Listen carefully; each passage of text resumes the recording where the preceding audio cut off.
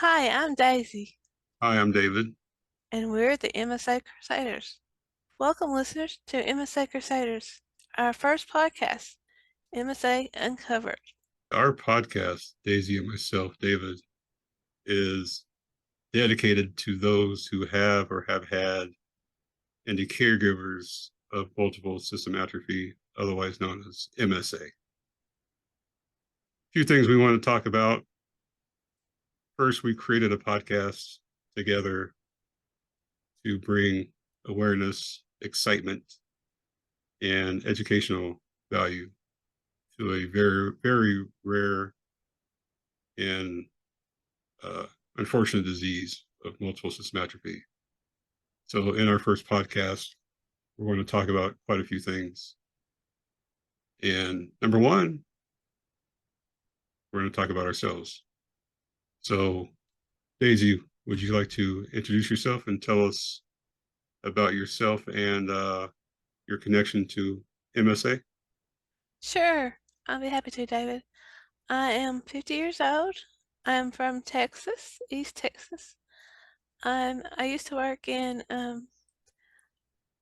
renting condos on the beach, but now I'm an author, published 2 books, and I donate proceeds to the charity for MSA. And I have 3 grown children, and I am a patient of MSA. Excellent. Myself, I'm 43. I live in very northwest Indiana, Griffith, Indiana, pretty close to Gary in Chicago. I still work in the telecommunications industry. I'm a technical manager. I train people on technical fields. I've been married for 21 years. I have 2 daughters, 18 and 12 years old. Um, well, I may not be a publisher. Publisher in fourth grade. I don't think that counts. That was a freebie. Um, I do have my own up and coming YouTube channel that I like to think is moving, dedicated to multiple system atrophy and my journey and our journey and other people's journeys. Uh, to leave a legacy behind for people to view and see and take note of. I also, like Daisy, am a patient of MSA. So, Daisy, would you like to tell us the characteristics or what is MSA for the average person out there who's like MSA? Like, what is multiple system atrophy? Could you tell us a little bit about that? Sure, it is a progressive neurological disorder that is characterized by a combination of symptoms. The first affect the central nervous system, which controls how a person moves, everything your brain does for you that you don't have to think about, like your autonomic nervous system, your involuntary functions like blood pressure, digestion. And there's currently, as you said before, no cure for MSA and no way of slowing down the progress. People with this condition typically live for 6 to 9 years. After their symptoms start, it may get worse quickly during this time. Some people live for more than 10 years after being diagnosed. There's no known cause for multiple system atrophy. It's not MS, but Parkinson's with autonomic failure. If we had one disease or condition to compare it to, we would everybody in the medical field would say it's pretty comparable to Parkinson's. The two differences between multiple system atrophy and Parkinson's, which they're cousins diseases. Parkinson's never affects your autonomic, the part of your body that's autonomic. In the Parkinson's, you live much longer with these things. You obviously the lifespans are different. Parkinson's is generally 20, 30 years. You can knock Parkinson's down with a lot of medicines, but multiple system atrophy, very short lives. The average onset age, the age onset is 57, 58 years old. So, those that get MSA at that age, they're getting older too, which complicates issues. But MSA patients normally live, I think in the United States, they said that it's generally 5 to 7 years in general. It varies by country and which administrator we live in. But living over 10 years is a dream for a lot of us, seeing how quickly these things happen. So I think that's the big distinction. If we can compare it to something, it would be like Parkinson's, except it's messing with your organs and causing organ failure for sure. And it's neurodegenerative, right? Like you said, Daisy, the brain starts to fall apart.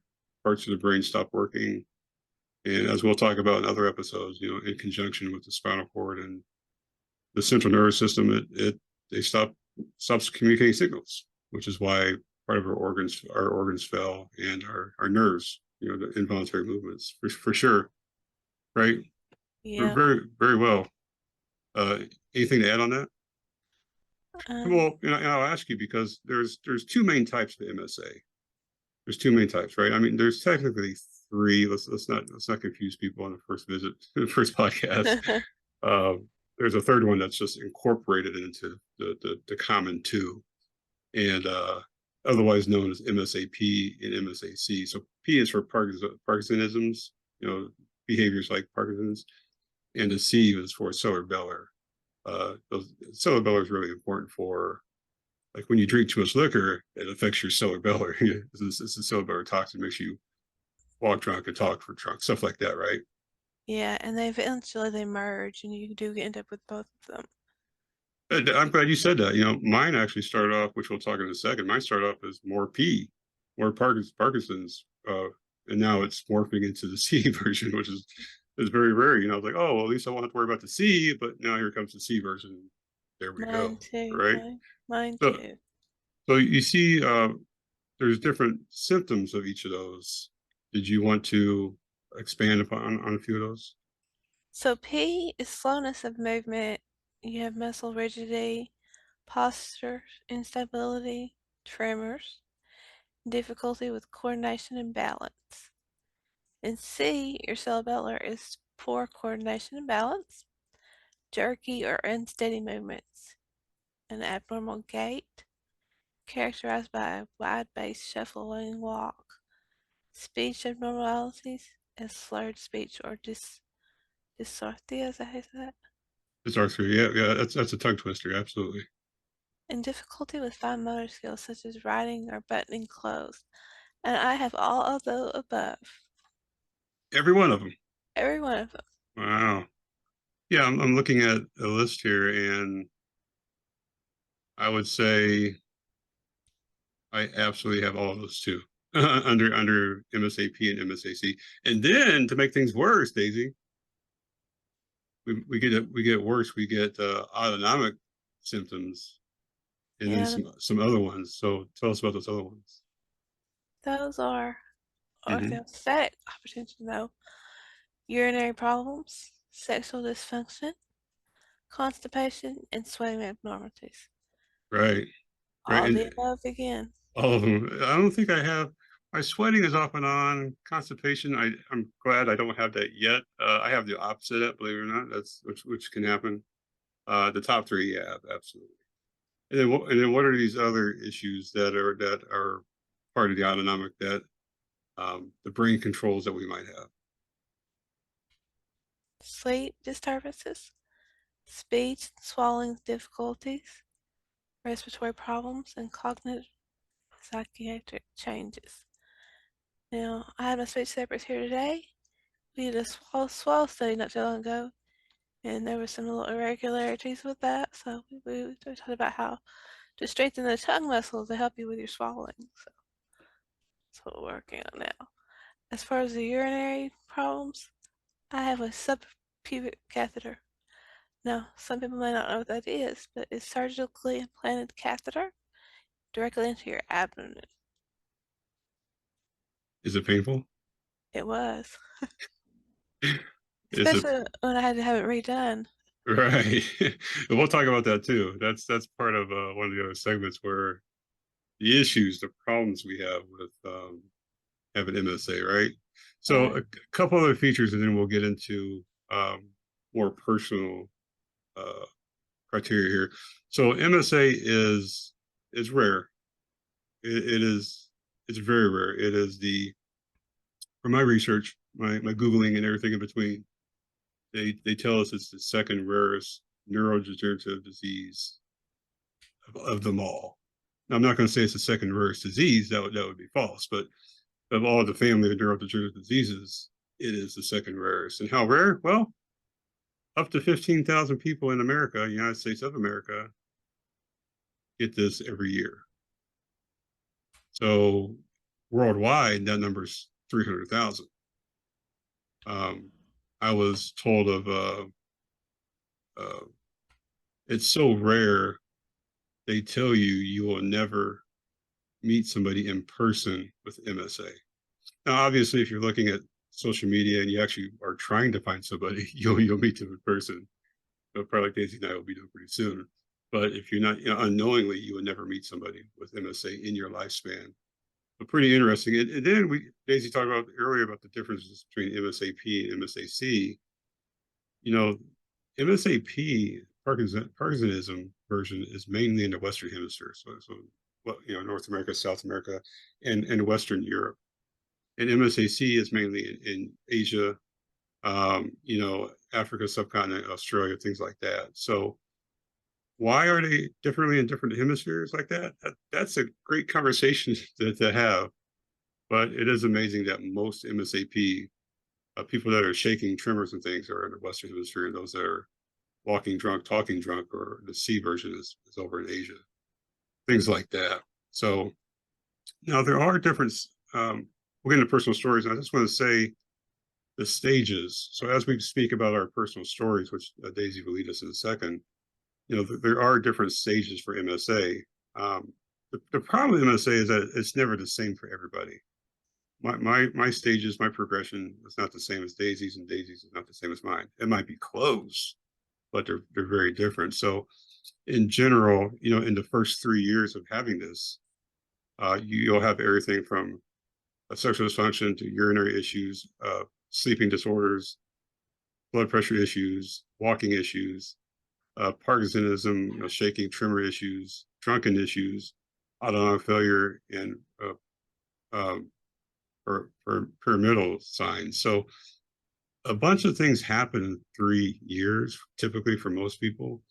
And then the next 3 years, 3 to 6 years, depending how long we live for, everything hits the fan. And, that's falling, getting hurt. Daisy spoke about catheter insertion, things like that. The brain starts to fall apart with frontal lobe and executive function dysfunction, right? Not being able to speak anymore, gastrointestinal, GI issues of swallowing and bowel movements, things like that. Tracheotomies, right? Not being able to breathe by yourself, pneumonias, fevers, and there's even a version of this we'll talk later, another podcast about sudden death. Before we get into personal stories, I'll just say, how it progresses with people really depends. If it starts in your autonomic issues, your organs, we have a much shorter lifespan because our organs control our body. But if it starts in the tremors and cerebellar, we'll typically live longer. It's one of those stories we'll start to learn about. Tell us, we want to know, people listening. Weird disease, rare, fatal, bad. It gets ugly. But how did you know? How did you, Daisy, get to MSA? Like, how did you know to go to a doctor? Like, what was your first signs, and what were the steps after that? Like, tell us a simplified story. I'm sure we could talk forever, but a more simplified story about how it started and how did we get to where we are now. I had some really bad uncoordinated issues where I had the really bad tremors as well, and we would be in the waiting room to see a regular neurologist. My husband would say, "You shaking more than a 90-year-old woman. What is wrong with you?" I'm like, "I don't know. I can't stop. You just need to do it."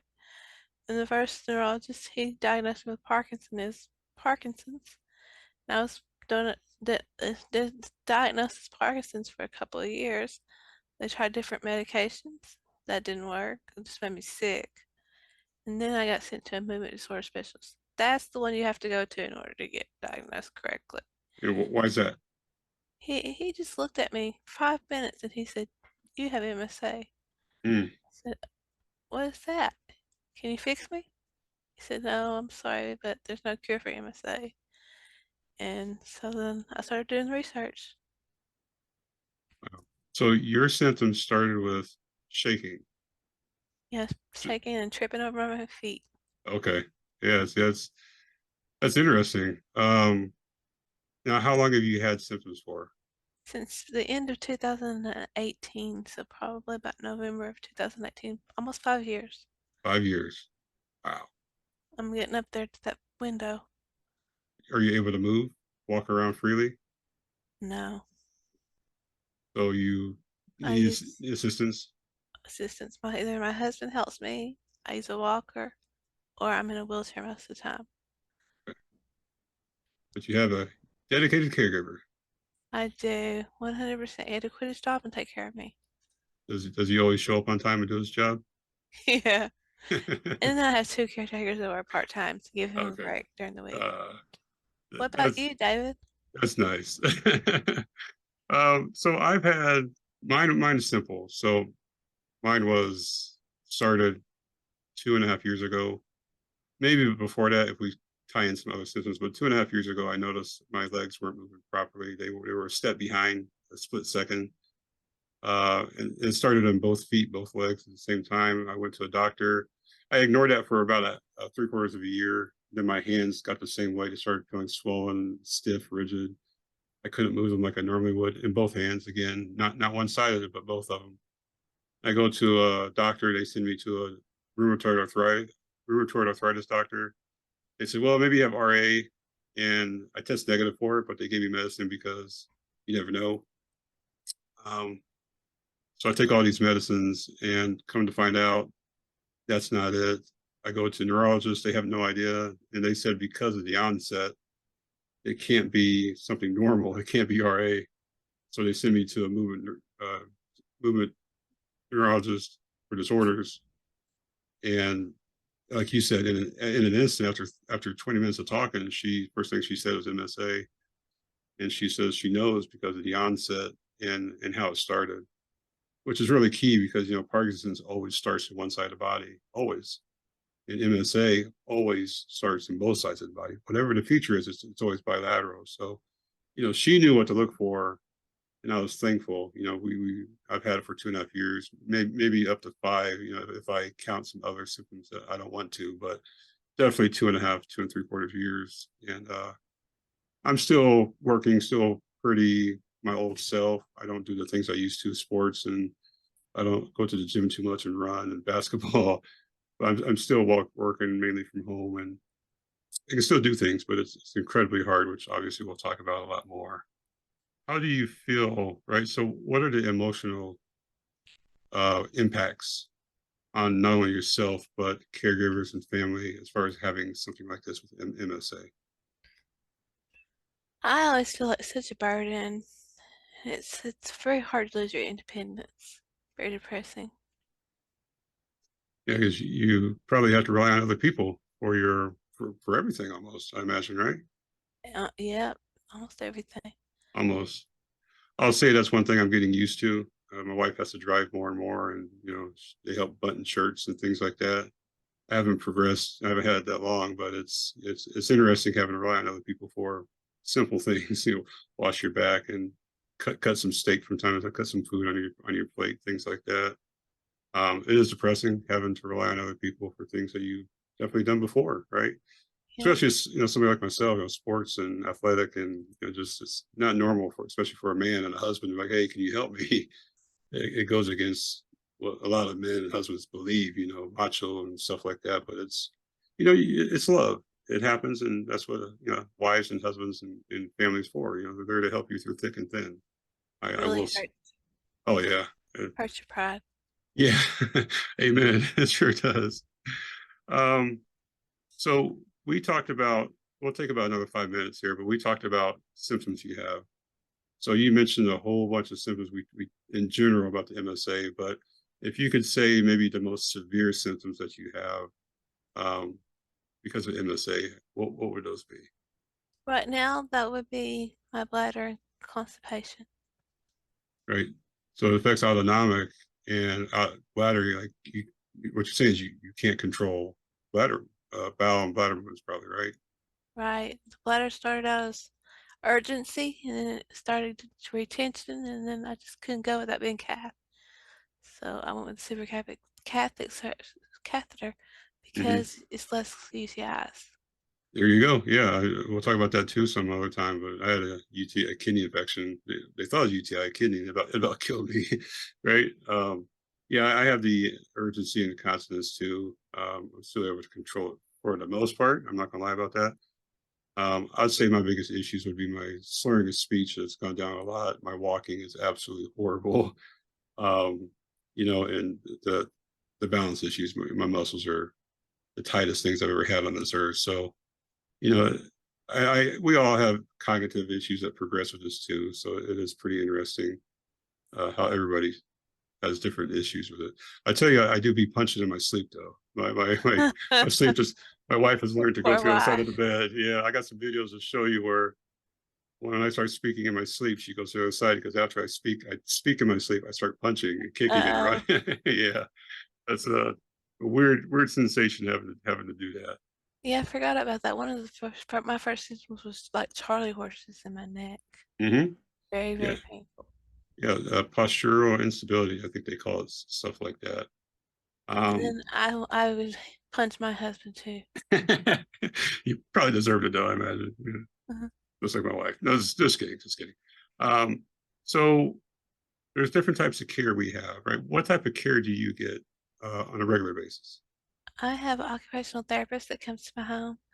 I have nurses that come to my home because I'm on palliative care, as well as physical therapy. And then I go out of the house for aquatic therapy, which is the very best therapy you can get for MSA. Excellent. Yeah, better to be in the pool than be with gravity, right? Yeah, and I only have to go to my movement disorder specialist once every 3 months Oh, that's for, good. for Botox injections for the Charlie horses. That's a good topic for another one. I've heard about that. I got PT, I got physical therapy and occupational. I don't do anything else. It's not needed right now for me. I imagine my voice will be pretty coming pretty soon too, but that's not here or there yet. I have speech Um, therapy too. I forgot about that. you can speech one. Yeah, speech. Hmm. That's a very involved therapy. I've heard of that one.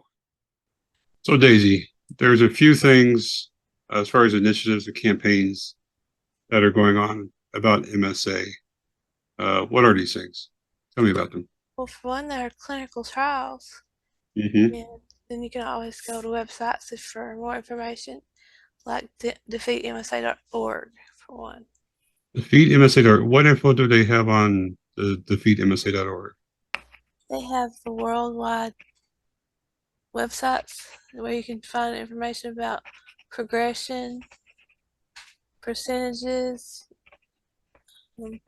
anything you want to know about MSA. Yeah, that's really what it is. So the way I see it is defeatmsa.org is like they're a part of a group of organizations and websites with very similar names to support MSA across the globe, not only the United States of America. And then clinical trials, right? There are many. Since there's no medicine to cure us or stop it or slow it down, the clinical trials they're all across the country, all across the world for that matter. And they Um, list them there. Yeah, they list them on msa.org, also the clinicaltrials.gov, the direct website. Um, and there's different ways of trying to defeat MSA. So kind of goes hand in hand with the website, that's for sure. Also, you know, nothing like getting involved for your cause, whether it's your children at school or basketball, your local church or things, but also, for those of us that have MSA and the caregivers, right? There's a lot of things that we can do, right? I mean, one of those things is, like we just said, going to like defeatmsa.org, an organization dedicated only to MSA, and even giving donations of any type to the website, goes completely to it's a nonprofit. I know that for sure. So 100% of the proceeds actually go to MSA research and development, things like that. But there are some other things that are out there, and I know you said earlier you're an author. You wrote how many books was that? two, and both of them I give some of my proceeds to the MSA.org charity. So that helps too. If you buy my books, you also help charity. Excellent. So where do we go, and what are the titles of these fabulous publications? I have Unexpected Moments, which is the first one, and then Beyond Heaven's Gates, which starts out as short stories and ends with Living with MSA Continues. So, Excellent. Excellent. And that's on Am- Amazon. Amazon. And Or, don't you have a direct website too for those, or no? no, I don't, but you can go to my Daisy page on Facebook and you can get some signed author copies if you want. Ooh. And I think those were shippings included. Shipping and taxes included. Can't find that type of deal anywhere. That's for sure. No. And there's other things that we can everybody can do, whether it's attending special medical conferences, for Parkinson's, MSA, things of the neurodegenerative disease category. There are active fundraisers year round, and on top of activities outside like walking for MSA, and it really depends where they're at. Sometimes California, New York, Chicago, Texas, they're everywhere. They do post those on the defeatmsa.org website. I've seen those over there too. And then there's even local support groups. Now, I don't know, MSA does not have a support group, like a local support group that I know of, because it's so rare. It's so uncommon. I actually go to my local one in Highland, Indiana. One of my doctors referred me there. It's kind of surprising. They knew that there's no cure for it. There's no support group. And my neurologist said, go to Northwest Indiana Parkinson's Group. I think it's .com or .net. But if you Google Northwest Indiana Parkinson's, it's straight for Parkinson's. And when I go there, it's mostly Parkinson's, but there's some people there with essential tremor, which is a lot of shaking, um, uh, supranuclear palsy, and I'm like the only person there with MSA, like they never heard of it. But it's the same family. A lot of these groups, a lot of these diseases in the neurodegenerative are the same category, same family type.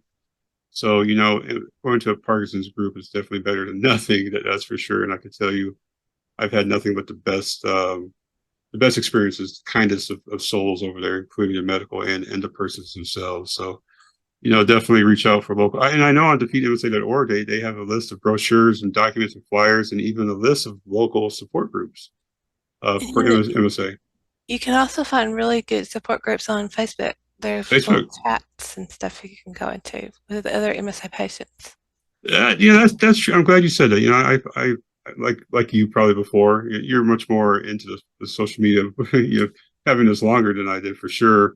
I was surprised how many actual pretty large groups there are for MSA. Just not people that think they have MSA, but those that have it, and the caregivers and family themselves. And it's a great resource to ask questions and to reach out and see what's going on in cities and states and things like that. So, yeah, I'm glad you mentioned that. I completely missed that one for sure. With there being so many, a limit to people having them, there's what worldwide people can come together Oh, absolutely, and support each other. for sure, for sure. So, right, we like to keep the first podcast short and sweet. I think we did a good job. Daisy, I think you'd agree. Definitely want to ask for any submissions and questions. We get people all the time on our our separate social media accounts. My YouTube, Daisy's Facebook, always asking questions and comments, concerns, and things. So, definitely reach out to us via our Facebook page or our separate links. We definitely would like to entertain questions and answer any comments and concerns that you might have. Engagement is everything when it comes to defeating this disease. The more attention we can get, the more focus we can get on it. So we may not have an ice bucket challenge for ALS, for Lou Gehrig's disease, but there's definitely something coming that we got to try to get that type of notoriety, like they did, for that type of funding and attention. Um, Donations really took off in the ice bucket challenge for ALS. They made more money in a year than they did in the first like 20 years, just because of the ice bucket challenge for donations, right? For research. And that's something we got to entertain too, which is why I would think Daisy and myself were starting a podcast like this, because we're capable still. We're able to, we want to, we have the time, and we understand the importance of speaking about MSA, multiple system atrophy, because it's such a short-lived disease, um, Absolutely. and so rare, right? I mean, if we don't do it, So rare. who's going to do it? That's right. That's one of those things, though, right? That most people that get MSA are upper 50s or 60s, and they're already having issues with speaking. They're not able to compensate. And, we're pretty young for this, so. There is young onset MSA, and that's I believe we fall in that category. Mm-hmm. Yeah, they get it very early. I thought I was early at 41, but or 43 to be diagnosed. But there's people in their 30s and late 20s, I think. Yeah. Interesting. Yeah, young onset. Also, young onset Parkinson's as well. Yeah, things can happen quick. Daisy, what do we have lined up going forward? What can you tell our fabulous listeners? Well, if you'll watch our upcoming episode or listen to our upcoming episode next week, we're going to start talking with caregivers or caretakers. I don't know, no, caregivers. And I'd like to say that they are MSA Crusaders as well because they live through this with us. They sacrifice a lot to help us out. Absolutely. I was just absolutely. We're all in this together because MSA, they don't know how it starts. Can't can't can't defeat it, not yet. And doctors and researchers have no idea how. We know what's causing.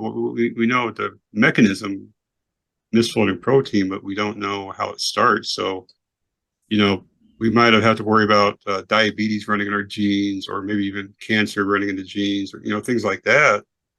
Well, MSA, we don't know if it runs in people's genes or is it completely random and sporadic. So that's why we're all in this together, because there's no pattern to how people contract this MSA. So Takes a absolutely, takes a village. takes a village. I will leave it at that. That's absolutely the truth. So closing here, I definitely want to thank everyone for listening. I want to thank Daisy. Daisy has been a phenomenal help and resource of trying to. Daisy wanted to create a podcast. I normally would say no to things like involving people. I'm really to myself, but Daisy is very passionate about it, and if she's passionate, I'm passionate. So why not come together and create a podcast that will help others for some time to come, right, in the foreseeable future. Well, everything happens for a reason, and I think it was a reason that I found you online and reached out to you. I don't do that either, so this was definitely unique for us. Yeah, I'm a very antisocial person, but you know what? MSA is definitely changing things. So it's a pleasure. First episode for MSA Uncovered, and you know, if anyone wants to get a hold of our podcast, it will be on Podbean. We'll put the link in the description. It's under MSA Crusaders, I believe. Daisy, we have a Facebook page just started under MSA Crusaders as well. If they looked at, I'll put that link into the description as well. I'll be posting things on YouTube. I'm pretty sure you'll be posting things as well. So, if anyone's interested, reach out. But we definitely have all the links and descriptions in the description section of this podcast. And And don't hesitate to email us either. You can do that too. oh, absolutely, yeah. I mean, that's msacrusaders@gmail.com. there you go. MSACrusaders@gmail.com. Pretty easy. So, Daisy, I'll let you have the last word. You take us out. Anything else you want to say? I want to thank y'all so much for listening to us and giving us a chance and time to speak with you and reach out to us and give us any suggestions for any episodes coming up. And we look forward to speaking with Allison Latimer and about her husband next week. Sounds good. We thank you again. And till next episode. See you later.